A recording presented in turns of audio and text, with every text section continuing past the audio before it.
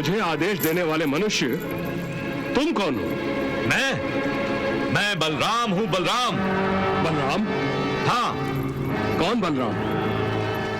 इस त्रिलोक में केवल एक ही राम है, मेरे प्रभु श्री राम। ये बलराम कहां से आ गया? तुम केवल नाम के बलराम हो। देखो कितना ताव खा रहे हो। बलवान पुरुष न इतना ताव खाता है न इतना क्रोध करता है। ये सब तो बलहीन होने के चिन्ह हैं। बलहीन? यदि मैंने अपने बल का प्रयोग तुम पर किया तो तुम्हारे लिए बिल्कुल अच्छा नहीं होगा, वृद्ध वानर। अच्छा, मुझे क्रोध मत दिलाओ, मुझे क्रोध मत दिलाओ। यदि मैंने अपनी मुष्टि का एक ही प्रहार तुम पर किया तो सीधा धरती में धंसकर पाताल में पहुंच जाओगे।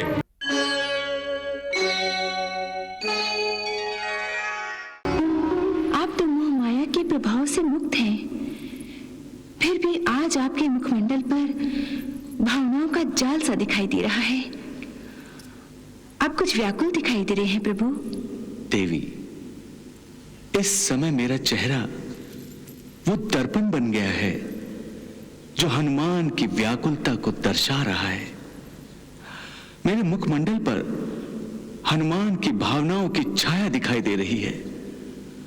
वो मेरे दर्शन के लिए बेचैन हो रहा है। इसलिए आपने उन्हें वाटिका में प्रतीक्षा करने के लिए कहा था। इसमें अवश्य ही कोई रहस्य छिपा होगा। भूल गई देवी, मैंने कहा था मुझे हनुमान द्वारा मेरे अपनों का अहंकार तोड़ना है। अच्छा, अब समझी। लगता है कि अब दाऊ भैया की बारी है, वरना आप हनुमान को यहाँ क्यों बुलाते? एक ही मुक्के से द्विविध वानर को मारकर दाऊ भैया समझ रहे हैं। उनका हाथ जैसे कोई महाभयंकर महाविनाशक दिव्य अस्त्र बन गया है। हनुमान को वाटिका तक पहुंचने तो दो, फिर पता चलेगा कि बलवान क्या होता है और बलवान होने का गुमान क्या होता है।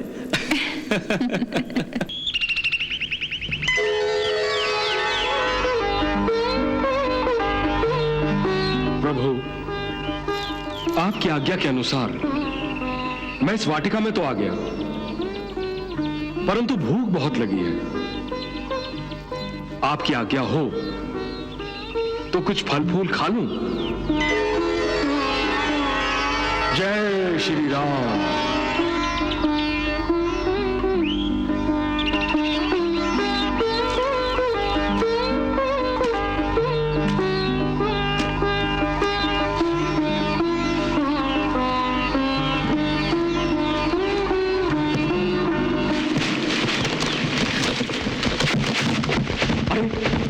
वाटिका के भीतर यह आवाज कैसी? चलो चलो देखते हैं।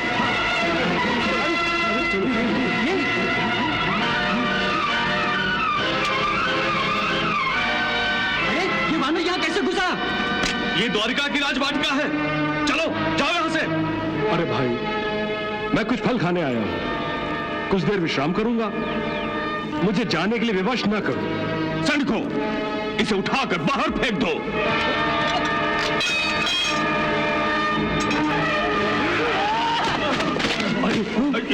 ये तो कोई माया भी लगता है। सैनिकों, इसे मार मार कर बाहर फेंक दो। हाँ, चलो।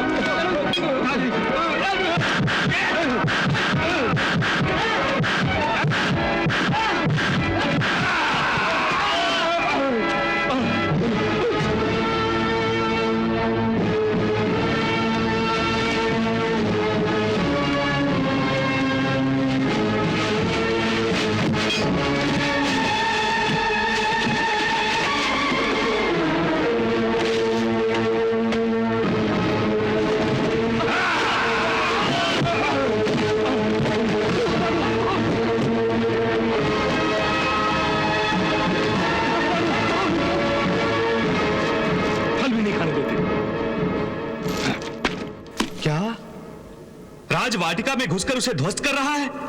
हाँ दाऊ भैया। अरे कैसे प्रहरी हो तुम? एक वानर को नहीं रोक सकते, एक वानर को? यदि वो वाटिका में घुसकर कुछ उथल पुथल कर रहा है तो उसे पकड़कर द्वारिका के बाहर छोड़ आते। वो वानर बड़ा ही बलवान है। चुप रहो, लज्जा नहीं आती तुम लोगों को? एक वानर को बलवान कहते हो?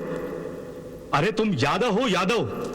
स्वयं दूध मलाई मक्खन उड़ाते हो और एक वानर को बलवान कहते हो? एक साधारण वानर यादवों को परास्त कर रहा है, लोग सुनेंगे तो हंसेंगे, हंसेंगे लोग। द्वारिका के प्रतिहारियों ने उसे पकड़ने की बहुत ही चेष्टा की, मगर वो किसी के हाथ नहीं आता। उसने ऐसी उथल पुथल। चुप रहो। लगता है ये वानर द्विविध वानर की मृत्यु का बदला लेने के लिए यहां आया है। यदि ऐसा है तो द्विविध की ही भांति मेरी मुष्टि के एक ही प्रहार से वो भी नष्ट हो जाएगा।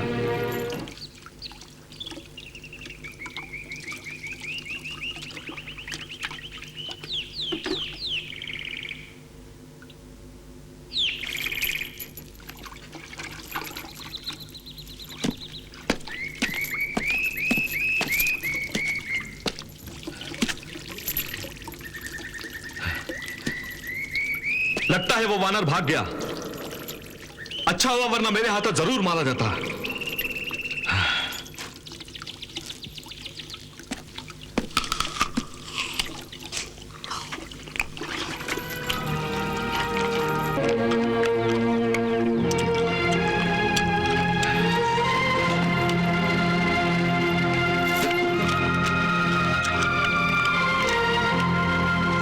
ये तो वृद्ध है।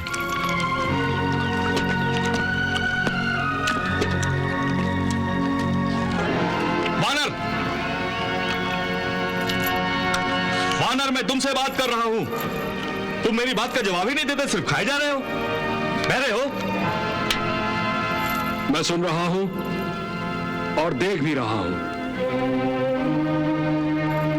लेकिन तुम्हें दिखाई नहीं दे रहा है कि मैं भोजन कर रहा हूं। तुम में इतना शिष्टाचार भी नहीं है कि जब कोई भोजन कर रहा हो तो उसे चैन से खाना खाने देना चाहिए। वानर, भूख लगी है क्या? भूखे प्राणी को अधिक क्रोध आता है। यदि ऐसी बात है तो लो, तुम भी खा लो। मैं यहां भोजन करने नहीं, तुम्हें यहां से चले जाने का आदेश देने आया हूं। इस वाटिका की तुमने जो दशा की है उसके लिए मैं तुम्हें अवश्य दंड देता, परंतु तुम वृद्ध हो, इसलिए मैं तुम्हें क्षमा कर रहा हूं। जाओ, चले जाओ यहां से। मुझे आदेश देने वाले मनुष्य तुम कौन हो? मैं बलराम हूं, बलराम। बलराम? हाँ। कौन बलराम? इस त्रिलोक में केवल एक ही राम है, मेरे प्रभु श्री राम। ये बलराम कहां से आ गया? तुम केवल नाम के बलराम हो। देखो कितना ताव खा रहे हो। बलवान पुरुष न इतना ताव खाता है न इतना क्रोध करता है। ये सब तो बलहीन होने के चिन्ह हैं। बलहीन? यदि मैंने अपने बल का प्रयोग तुम पर किया तो तुम्हारे लिए बिल्कुल अच्छा नहीं होगा, वृद्ध वानर। अच्छा, मुझे क्रोध मत दिलाओ, मुझे क्रोध मत दिलाओ। यदि मैंने अपनी मुष्टि का एक ही प्रहार तुम पर किया तो सीधा धरती में धंसकर पाताल में पहुंच जाओगे। राम राम राम। लगता है आजकल ये रोग सभी को लग गया है, महामारी की भांति फैल गया है। जिसको देखो वो इसी रोग से पीड़ित है।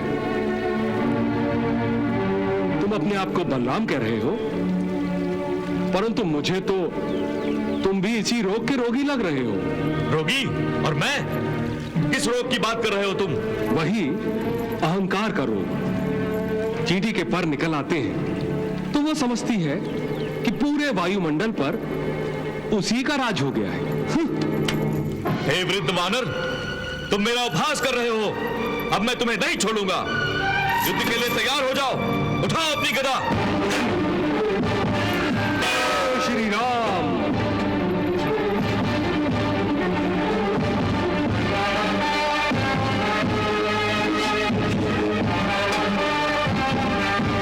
जय श्री राम।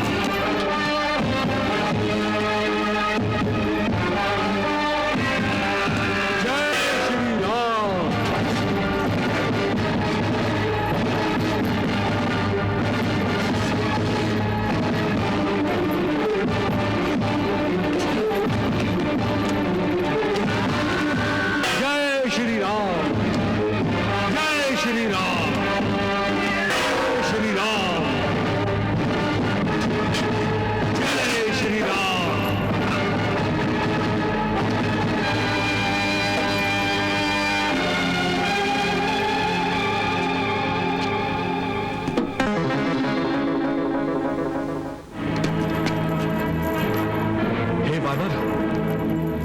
जैसा महाकाय वानर मेरे मुष्टि के एक ही प्रहार से सीधा परलोक सिधार गया था, और तुम मेरे हर प्रहार को रोक भी रहे हो और सह भी रहे हो। तुम कोई साधारण वानर नहीं हो सकते।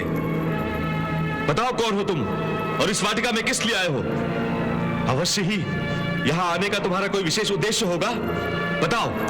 हे बलराम, आप जैसा समझ रहे हैं, मेरा ऐसा कोई उद्देश्य नहीं है। मैं तो केवल अपने प्रभु का एक तुच्छ सा भक्त हूं और अपने स्वामी की आज्ञा से यहां आया हूं। भक्त और स्वामी की आज्ञा से यहां आए हो? हाँ। कौन है तुम्हारा स्वामी? देखो, तुम्हारी ये रहस्यमयी बातें मेरे लिए केवल शब्दों के चक्रव्यूह समान है। स्पष्ट रूप से अपना परिचय दो। मुझे क्रोध मत दिलाओ, वरना मैं अपने दिव्य शक्तियों का प्रयोग करूंगा। मैं अपना हल निकालूंगा और तुम नष्ट हो जाओगे। नहीं नहीं नहीं। लगता है तुम यूं नहीं मानोगे। मुझे अपना हल निकालना ही होगा।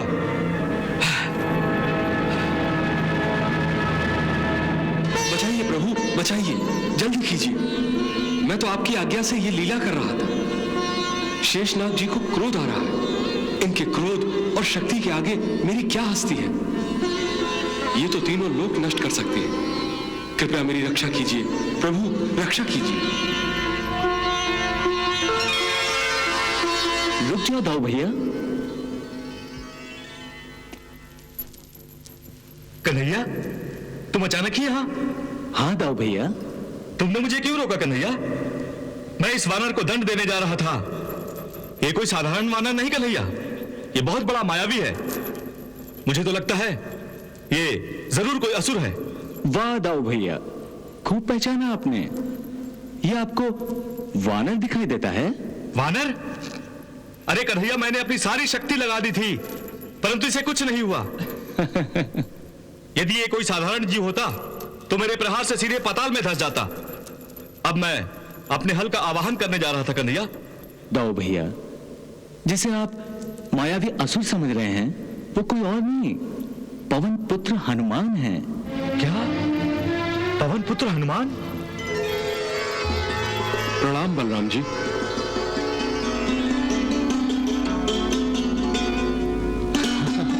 सच कन्हैया, ये पवन पुत्र हनुमान है? हाँ दाऊ भैया।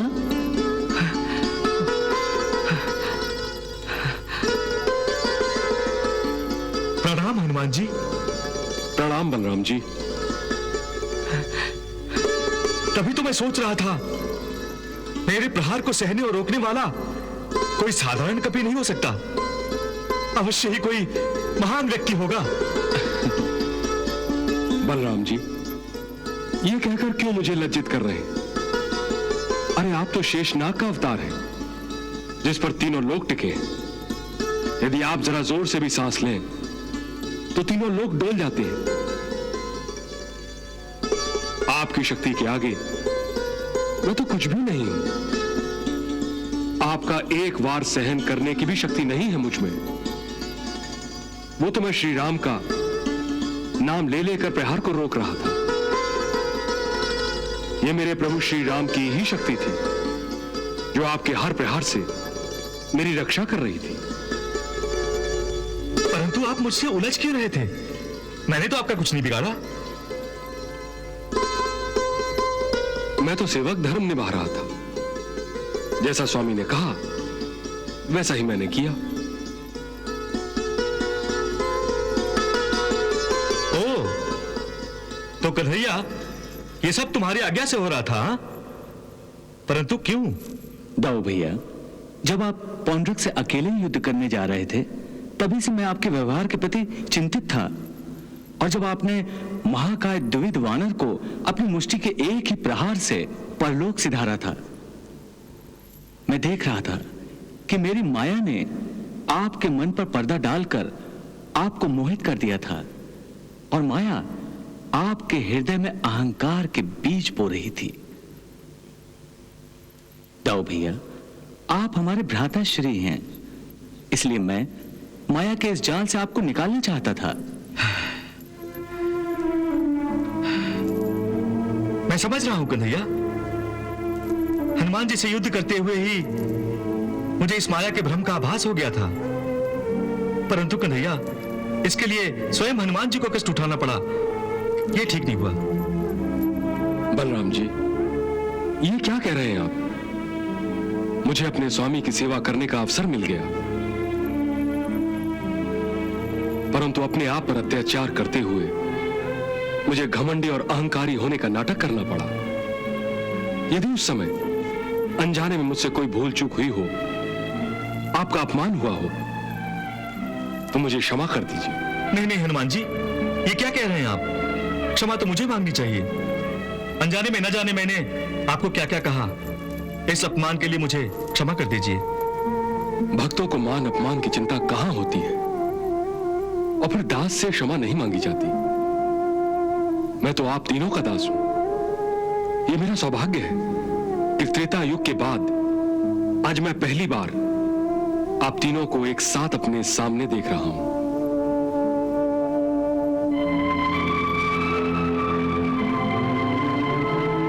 स्वामी, मुझे पता है आपने अपना वचन और मेरी अभिलाषा पूरी करने के लिए ही मुझे द्वारका में बुलाया है।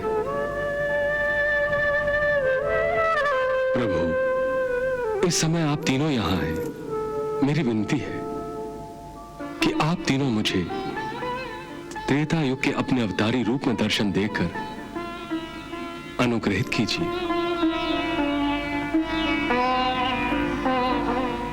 अपने स्वामी श्री राम, अपनी माता सीता और लक्ष्मण तीनों के एक साथ फिर से दर्शन कर लूंगा तो मेरा जीवन सफल हो जाएगा। मैं धन्य हो जाऊंगा प्रभु, धन्य हो जाऊंगा। प्रभु, मुझे उसी रूप में दर्शन दीजिए। आज मुझे निराश मत कीजिए। बहुत प्रतीक्षा करवाई है आपने। दर्शन दीजिए प्रभु, दर्शन दीजिए।